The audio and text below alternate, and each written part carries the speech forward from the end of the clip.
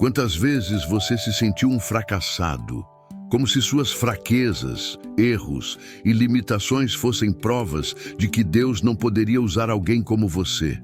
E se eu te disser que tudo o que você considera inútil em si mesmo é exatamente o que Deus quer usar para escrever uma história incrível na sua vida? Existe um segredo nas Escrituras que poucos entendem. Deus não procura os fortes. Ele escolhe os frágeis para confundir os sábios. Suas inseguranças, seus traumas, aquela queda que ninguém sabe, tudo isso é matéria-prima divina. Nos próximos minutos você vai descobrir por que Deus só usa gente quebrada e como isso te inclui. 3 histórias bíblicas de pessoas que eram casos perdidos e viraram heróis da fé. O plano oculto por trás das suas maiores fraquezas. Isso vai te surpreender. Antes de começar, faça 2 coisas comigo agora. Primeiro, comenta "Deus me usa assim mesmo". Isso não é só um comentário, é um ato profético da sua fé. E também, deixa o seu joinha. Cada like faz esse vídeo alcançar alguém. E como você, precisa dessa mensagem. Na Bíblia, Paulo disse algo chocante: "Quando sou fraco, então é que sou forte". Você vai entender porque sua maior vergonha pode se tornar sua maior credibilidade. Prepare-se. O que vem agora pode mudar tudo. 1. O apóstolo Paulo. De perseguidor à coluna da igreja. Antes de encontrar Cristo, Saulo de Tarso era o terror dos cristãos. Homem culto, fariseu zeloso, ele respirava ameaças contra os discípulos de Jesus. Suas mãos estavam manchadas de sangue. Ele consentiu na morte de Estevão e arrastava homens e mulheres para a prisão. Um caso perdido. Aos olhos humanos, sim, mas Deus via além. No caminho de Damasco, a luz do céu não apenas derrubou Saulo do cavalo, derrubou sua autossuficiência. A voz que perguntou: "Saulo, Saulo, por que me persegues?", revelou uma verdade chocante. Ao ferir os cristãos, ele estava ferindo o próprio Cristo.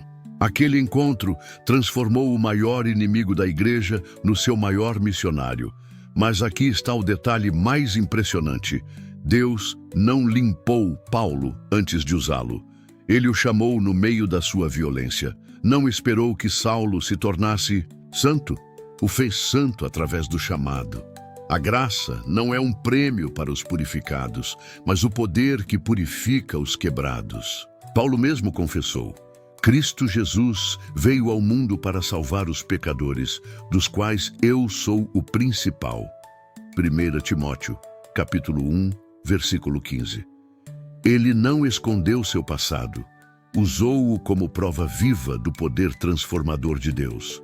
Suas cartas, que formam boa parte do Novo Testamento, foram escritas por mãos que já apedrejaram santos. E sua espinha na carne, aquele sofrimento não removido, 2 Coríntios capítulo 12, versículo 7, tornou-se o lugar onde aprendeu: "Quando sou fraco, então é que sou forte". Suas limitações não o impediram, qualificaram-no para depender totalmente da graça. Você já se sentiu como Saulo, marcado por erros tão graves que parecem irreversíveis? A história de Paulo grita: nenhum passado é tão escuro que a luz de Cristo não possa transformar em testemunho. Suas mãos, por mais que tenham feito mal, podem se tornar instrumentos do maior bem. Deus não procura currículos impressionantes, procura corações dispostos a serem transformados. Como Paulo descobriu, às vezes é preciso ser derrubado para ser levantado. Precisamos perder nossa força para encontrar a dele. Se hoje você carrega o peso de escolhas erradas, lembre-se, o autor de metade do Novo Testamento foi cúmplice de assassinatos. Se Deus pôde usar Paulo, pode refazer sua história também. Sua fraqueza não é o fim, é o começo de um milagre em andamento. A pergunta não é: você é bom o suficiente, mas você está disposto a deixar que Cristo mostre sua força na sua fraqueza? Como Paulo provou, Deus não chama os capacitados, capacita os chamados. Sua história ainda não acabou de ser escrita. 2. Pedro, o negador que virou rocha da igreja. Pedro era um homem de extremos, o mesmo discípulo que andou sobre as águas foi o que afundou por duvidar. O que confessou, tu és o Cristo, também ouviu, para trás de mim, Satanás. E no momento mais crucial, quando Jesus mais precisava dele, Pedro negou conhecer o Mestre 3 vezes, jurando e praguejando para convencer os espectadores. Mas o que aconteceu entre essas lágrimas amargas de negação e o Pentecostes, quando esse mesmo Pedro pregou com tal ousadia que 3.000 pessoas se converteram? O segredo está em um simples olhar. Quando o galo cantou pela segunda vez, o Senhor voltou-se e olhou para Pedro. Lucas, capítulo 22, versículo 61. Não era um olhar de acusação, mas de graça antecipada. Na praia, após a ressurreição, Jesus não exigiu que Pedro explicasse suas falhas. Fez apenas uma pergunta, repetida 3 vezes. Pedro, tu me amas? Cada sim do discípulo arrependido apagou um não conheço esse homem. A restauração de Pedro nos mostra que Deus não pergunta, você errou? Mas você está disposto a amar de novo? O Pedro que antes agia por impulso tornou-se a rocha sobre a qual Cristo edificou sua igreja. Suas negações não foram apagadas, foram transformadas em credibilidade. Quando na primeira pregação apostólica ele declarou, este Jesus que vocês crucificaram, Atos capítulo 2, versículo 36, estava implicitamente dizendo, eu sou aquele que o negou e agora o proclamo. Você tem negações em seu passado que parecem te desqualificar. Pedro prova que cair não é o problema é recusar a mão que levanta. Deus não procura pessoas sem histórico, mas corações que permitem que Ele reescreva suas histórias. O apóstolo que fraquejou no momento decisivo foi o mesmo que mais tarde enfrentou prisões e açoites por Cristo.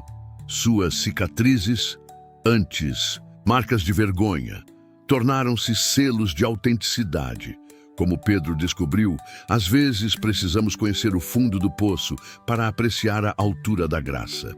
Se hoje você se sente marcado por falhas graves, lembre-se, o líder da igreja primária foi um desertor. Suas quedas não definem seu destino, sua disposição para ser restaurado, sim. Como Pedro aprendeu, o amor de Cristo não se baseia em nosso desempenho, mas em sua fidelidade. A pergunta que ecoa através dos séculos ainda é a mesma. Você me ama? Sua resposta, mesmo trêmula como a de Pedro, pode ser o início de uma nova história. Porque na economia de Deus, os maiores fracassos muitas vezes preparam os maiores ministérios. 3. Raabe. A prostituta que entrou na linhagem de Cristo. Nas ruas empoeiradas de Jericó, uma mulher vivia à margem da sociedade. Raabe, uma prostituta cananeia, representava tudo o que o povo de Deus deveria evitar. Estrangeira, pecadora, moralmente comprometida. Mas quando 2 espiões israelitas chegaram à cidade, essa mulher que não conhecia a lei mosaica demonstrou uma fé que envergonharia muitos religiosos. Com coragem impressionante, Raabe escondeu os espias e declarou, sei que o Senhor lhes deu esta terra. Josué, capítulo 2, versículo 9. Seu ato de fé foi simples, porém radical. Amarrou um cordão vermelho em sua janela, transformando seu bordel no único lugar seguro em Jericó. Aquele fio escarlate não representava sua pureza, mas sua confiança no Deus de Israel. O milagre não foi apenas sua sobrevivência quando as muralhas caíram. Raabe, a ex-prostituta pagã, entrou para a genealogia de Davi e, mais incrível ainda, na linhagem direta de Jesus Cristo. Mateus, capítulo 1, versículo 5. Deus não apenas a perdoou, a colocou no centro da história da redenção. Quantos hoje se sentem marcados por um passado vergonhoso, Raabe prova que nenhum pecado é grande demais para a graça transformadora de Deus. Sua casa, antes lugar de pecado, tornou-se portal de salvação. Seu nome, antes sinônimo de vergonha, tornou-se símbolo de fé. Hebreus capítulo 11, versículo 31. A história de Raabe desafia. O que você está fazendo com o cordão vermelho da sua redenção? Deus não procura pessoas com histórias limpas, mas corações dispostos a arriscar tudo por Ele. Como Raabe descobriu, às vezes é exatamente no lugar do nosso maior fracasso que Deus planta as sementes do seu propósito. Se hoje você carrega o peso de escolhas erradas, lembre-se, entre os ancestrais do Salvador está uma prostituta redimida. Seu passado não é obstáculo. É oportunidade para Deus demonstrar seu poder. Como Raabe, você pode ser a prova viva de que a graça escreve finais surpreendentes. 4. Moisés, o fugitivo gago que libertou uma nação 40 anos no deserto. Essa era a bagagem de Moisés quando Deus o chamou na sarça ardente. Ele havia tentado ser o libertador de Israel por conta própria, matando um egípcio e fracassando miseravelmente. Agora, aos 80 anos, um pastor de ovelhas com um passado manchado e uma dificuldade na fala, ouve o chamado mais improvável. Vá, eu o envio ao faraó para tirar do Egito o meu povo. Êxodo capítulo 3, versículo 10. A reação de Moisés foi humana e compreensível. Quem sou eu para apresentar-me ao faraó? Êxodo 3, versículo 11. Ele alegou 5 objeções: sua insignificância, sua ignorância sobre Deus, sua falta de credibilidade, sua dificuldade na fala e, finalmente, seu desejo que Deus enviasse outro. Cada argumento revelava um homem profundamente consciente de suas limitações. Mas é exatamente aqui que brilha a beleza do chamado divino. Deus não respondeu às objeções de Moisés com elogios ou garantias humanas. Simplesmente declarou: eu estarei com você. Êxodo 3, versículo 12. O poder não estaria na eloquência de Moisés, mas na presença de Deus. Aquele que gaguejava se tornaria a voz de Deus para uma nação. O cajado que Moisés usava para conduzir ovelhas se tornou um instrumento de milagres impressionantes. As mesmas mãos que mataram um egípcio na força carnal agora dividiam o Mar Vermelho no poder divino. Sua fraqueza na fala tornou-se prova evidente que a mensagem vinha de Deus, não de sua oratória. Quantos hoje se sentem como Moisés? Acham que seu passado os desqualifica, que suas limitações físicas ou emocionais são obstáculos intransponíveis. A história de Moisés grita: Deus não chama os capacitados, Ele capacita os chamados. Suas fraquezas não são acidentes, mas oportunidades para a glória de Deus se manifestar. Se você está em um deserto de fracasso ou espera, lembre-se, os 40 anos de Moisés como pastor não foram tempo perdido. Deus estava preparando um líder paciente que conhecia o deserto que seu povo atravessaria. Sua experiência de fracasso tornou-se sua maior qualificação. A pergunta que ecoa através dos séculos não é quem é você, mas quem é Deus em você, como Moisés descobriu, quando nossa impotência encontra a onipotência divina, os impossíveis se tornam realidade. Seu chamado não depende do que você é, mas de quem ele é. 5. Davi, o esquecido que se tornou rei. Enquanto seus irmãos mais velhos eram apresentados ao profeta Samuel como candidatos reais, Davi estava esquecido nos campos de Belém, cuidando de ovelhas. 1 Samuel capítulo 16, versículo 11. O caçula da família, considerado tão insignificante que seu próprio pai Jesse o omitiu da seleção. Mas Deus viu além das aparências. O Senhor não vê como o homem vê a aparência, mas o Senhor vê o coração. 1 Samuel 16, versículo 7. O menino pastor, cuja única habilidade era tocar harpa e atirar pedras com funda, foi ungido para se tornar o maior rei de Israel. Mas sua jornada não foi direta do campo ao trono. Antes da coroa veio a caverna. Antes do palácio, a perseguição. Davi passou anos fugindo de Saul, escondendo-se em desertos, fingindo-se de louco entre inimigos. Tudo isso enquanto carregava a promessa de Deus em seu coração. O que fez Davi diferente não foi a ausência de falhas. Seu adultério com Batseba e o assassinato de Urias são bem conhecidos. Mas quando confrontado pelo profeta Natã, Davi demonstrou o que o tornava homem segundo o coração de Deus. Um espírito quebrantado e arrependido. Salmo 51. Sua capacidade de se levantar após quedas graves mostra que a graça não é sobre perfeição, mas sobre restauração. Davi transformou suas experiências de rejeição em louvores profundos. Quando se sentia abandonado, compunha: "O Senhor é meu pastor, nada me faltará." Salmo 23, verso 1. Quando lembrava dos dias cuidando de ovelhas, escrevia: "Ele me faz repousar em pastos verdejantes." Salmo 23, verso 2.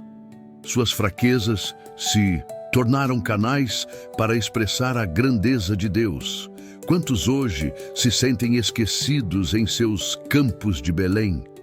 Davi prova que os lugares de obscuridade são escolas divinas. Cada leão e urso enfrentado em segredo preparou-o para Golias. Cada ano na caverna moldou seu caráter para o trono. Deus está usando seu tempo de espera para desenvolver em você o coração de um verdadeiro líder. Se você se sente desprezado ou subestimado, lembre-se: o menino que nem foi chamado para a reunião familiar se tornou ancestral do Messias. Sua aparente insignificância pode ser o terreno fértil onde Deus está cultivando um destino maior do que você imagina. Como Davi descobriu, às vezes é preciso ser esquecido pelos homens para ser encontrado por Deus. 6. Gideão, o medroso que derrotou um exército. A cena era patética. Gideão malhava trigo no lagar, escondido como um rato com medo dos midianitas. Juízes capítulo 6, versículo 11. Não um herói, mas um agricultor aterrorizado que questionava: "Se o Senhor está conosco, por que nos aconteceu tudo isto?" Juízes 6, versículo 13. Quando o anjo o chamou de homem valente, Gideão olhou para trás, certo que se referia a outro. Deus não escolheu um general experiente, mas um homem tão cheio de dúvidas que pediu 3 sinais consecutivos para confirmar seu chamado. Juízes 6, versículos 17 a 40. O libertador de Israel destruiu o altar de Baal à noite com medo da própria família. Juízes capítulo 6, versículo 27. Sua fraqueza era tão evidente que Deus precisou reduzir seu exército de 32.000 para 300 homens. Apenas então, Gideão obedeceu. O paradoxo divino brilha aqui. Quanto mais fraca a condição humana, mais evidente o poder divino. Os 300 soldados de Gideão não venceram com espadas, mas com cântaros, tochas e gritos. Juízes capítulo 7, versículo 20. A estratégia mais absurda tornou-se a mais eficaz, provando que a vitória vinha de Deus, não do homem. Quantos hoje se escondem em seus lagares, paralisados pelo medo? Gideão mostra que Deus não espera coragem perfeita, mas disponibilidade imperfeita. Suas dúvidas não o desqualificaram, foram o cenário onde Deus demonstrou sua paciência. O homem que pedia sinais tornou-se Jerubaal, aquele que contende com Baal.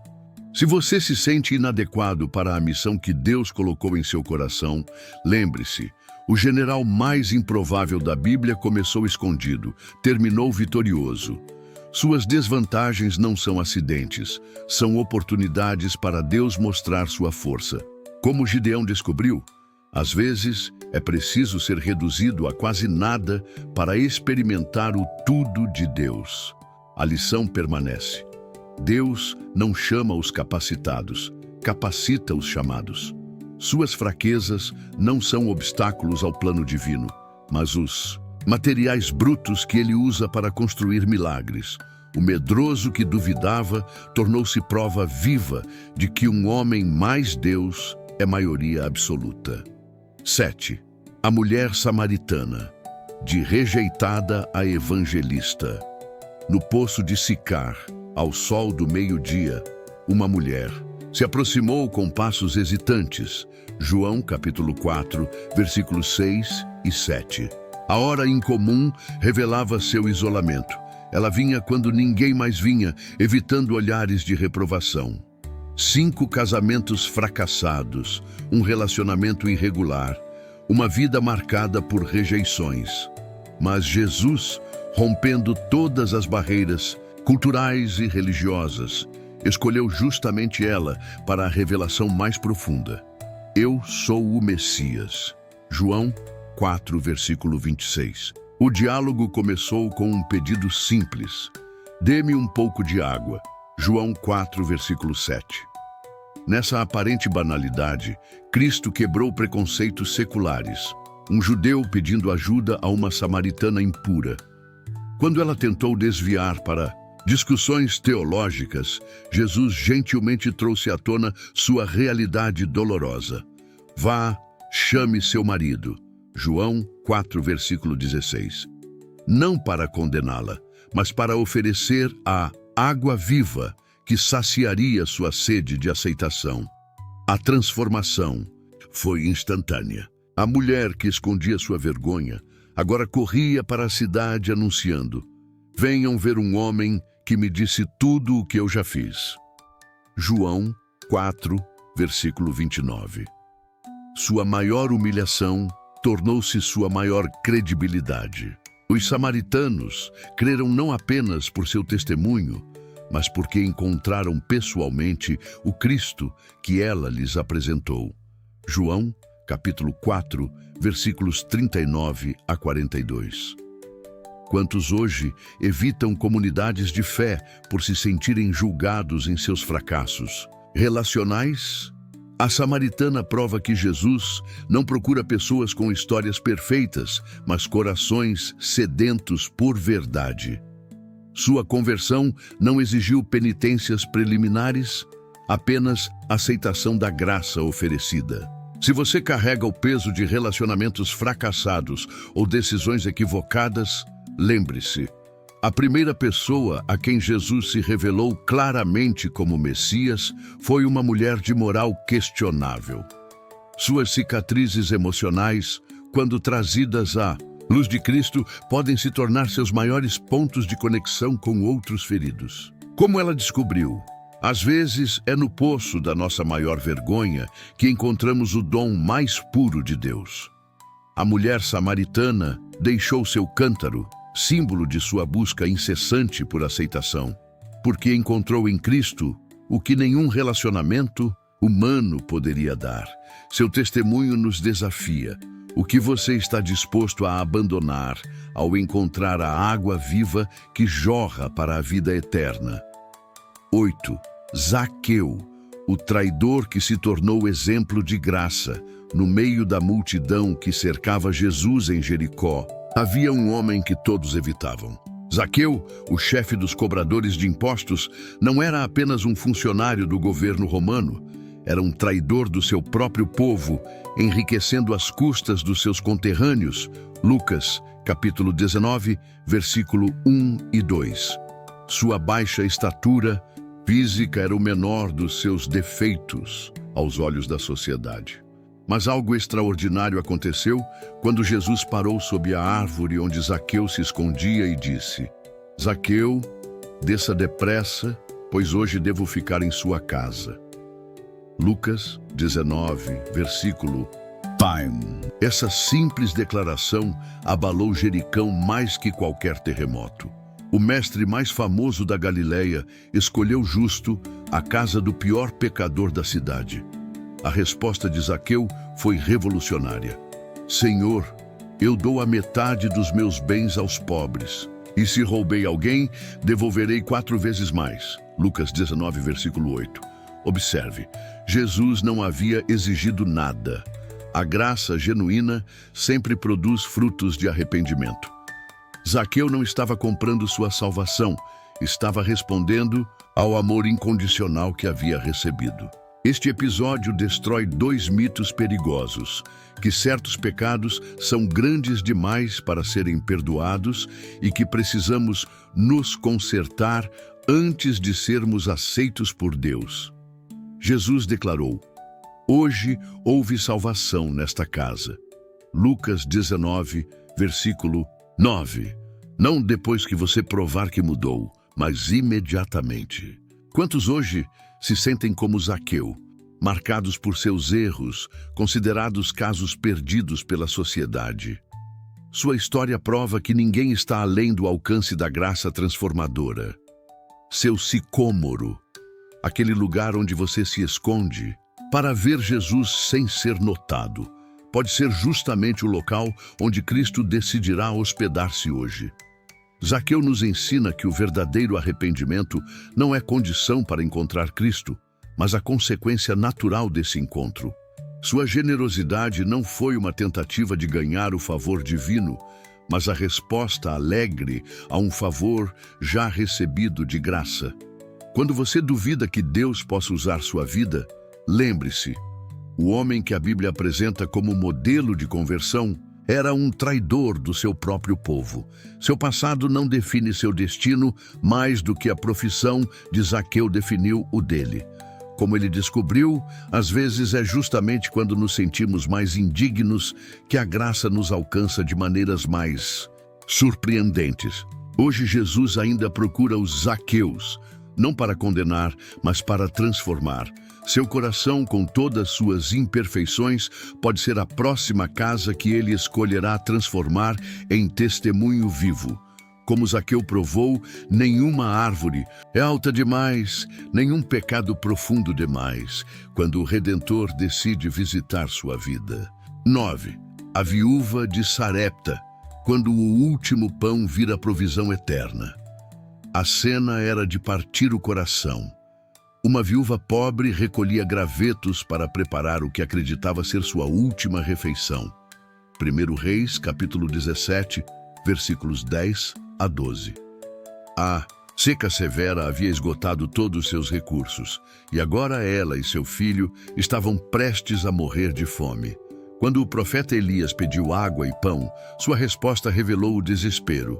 "Não tenho nada cozido, apenas um punhado de farinha e um pouco de azeite.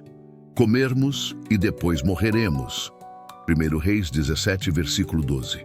Mas Deus havia preparado um milagre exatamente naquele momento de total desesperança. Elias lhe fez um pedido que desafiava toda a lógica humana. "Primeiro faça um pequeno pão para mim." 1 Reis 17, versículo 13. A ordem parecia cruel.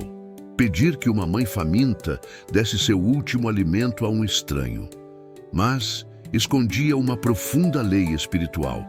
Quando entregamos a Deus nosso pouco com fé, Ele multiplica o que resta de maneira sobrenatural. A viúva obedeceu contra toda razão e testemunhou o impossível.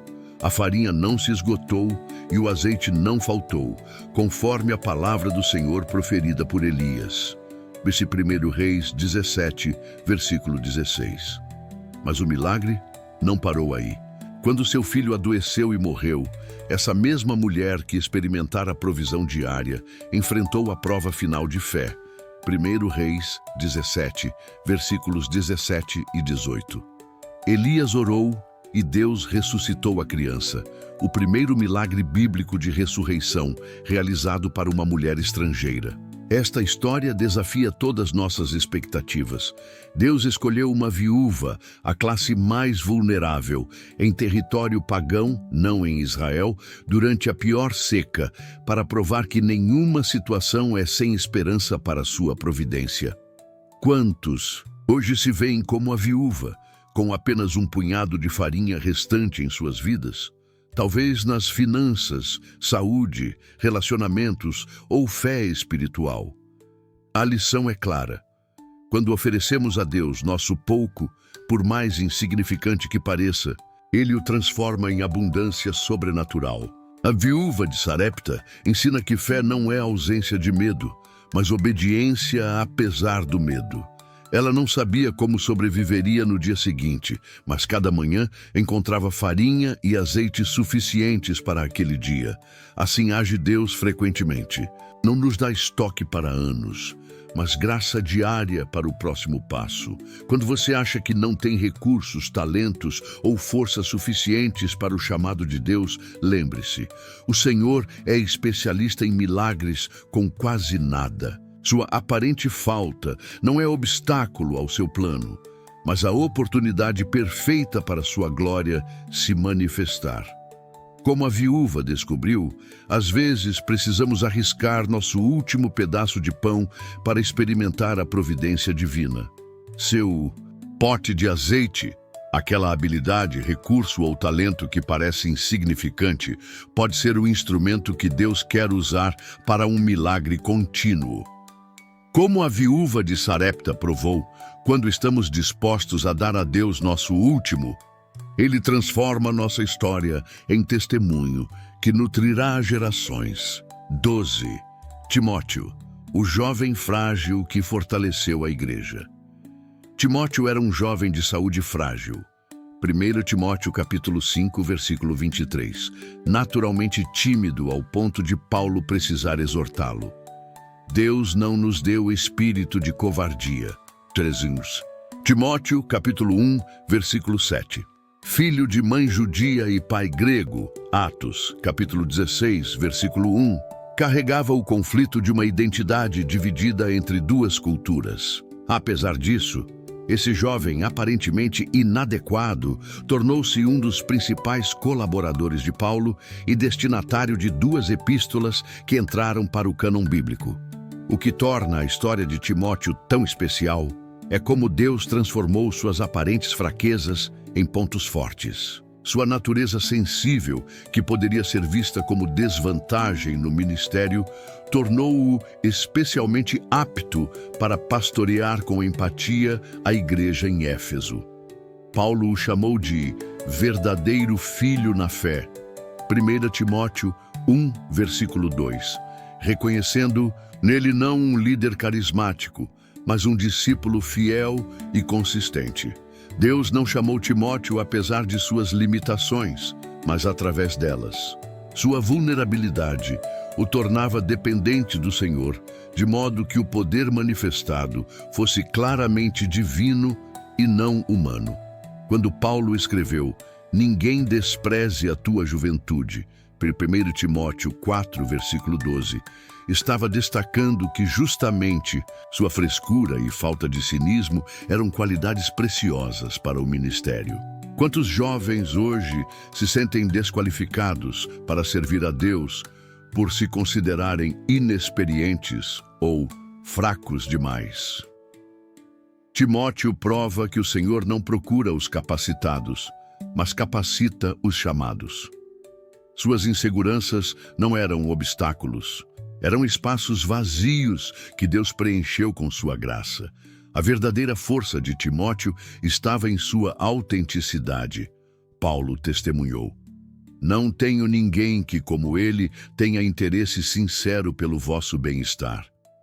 Filipenses, capítulo 2, versículo 20.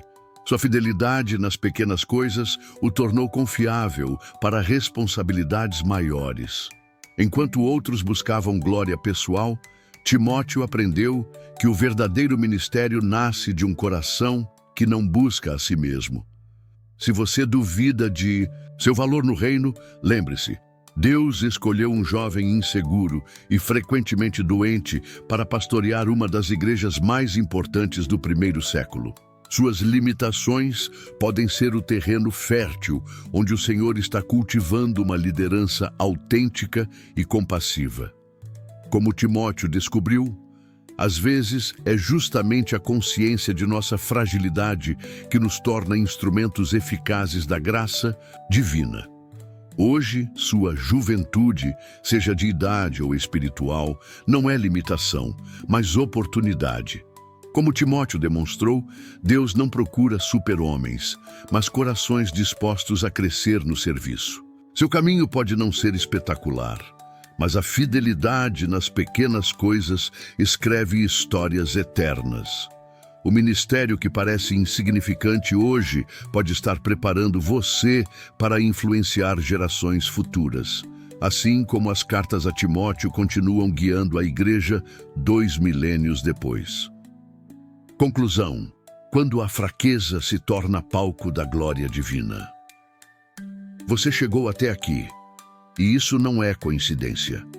Enquanto refletia sobre Paulo, Pedro, Raabe, Moisés, Davi, Gideão, a samaritana, Zaqueu, a viúva de Sarepta e Timóteo, percebeu o fio que liga todas essas histórias? Deus nunca escolheu os capacitados, Ele escolheu os quebrantados e os transformou em testemunhas vivas do seu poder. Cada personagem que estudamos tinha uma desculpa perfeita para ser desqualificado.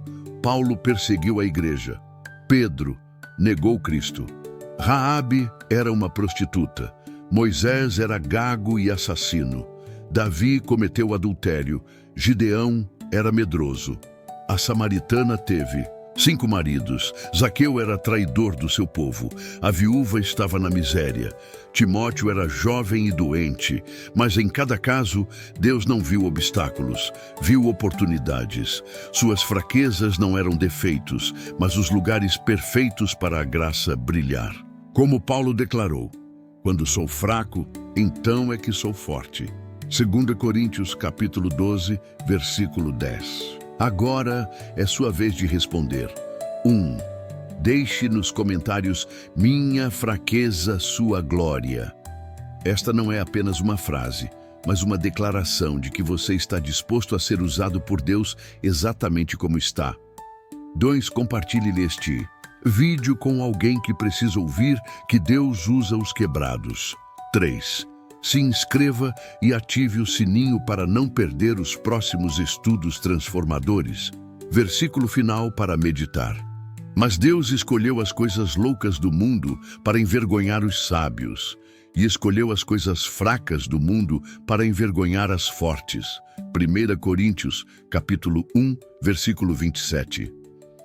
Desafio pessoal. Nos próximos dias, quando você se sentir inadequado, lembre-se, suas limitações são o convite de Deus para mostrar seu poder. Seu passado não define seu futuro na mão de Deus. O mesmo Espírito que capacitou esses heróis da fé vive em você. Agora, antes de encerrar, faça uma pausa.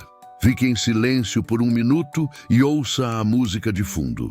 Deixe que esta verdade penetre seu coração. Deus não está procurando pessoas perfeitas. Ele está procurando corações disponíveis. Sua história, com todas suas páginas difíceis, está prestes a se tornar um testemunho impressionante da graça divina. Obrigado por acompanhar este estudo até o fim. Você faz parte de uma geração que entenderá: as maiores vitórias nascem das maiores vulnerabilidades quando colocadas nas mãos de Deus. Se este conteúdo falou ao seu coração, não deixe de compartilhar sua experiência nos comentários. Sua história pode ser exatamente o que alguém precisa ouvir hoje. Fique com Deus e até o próximo vídeo.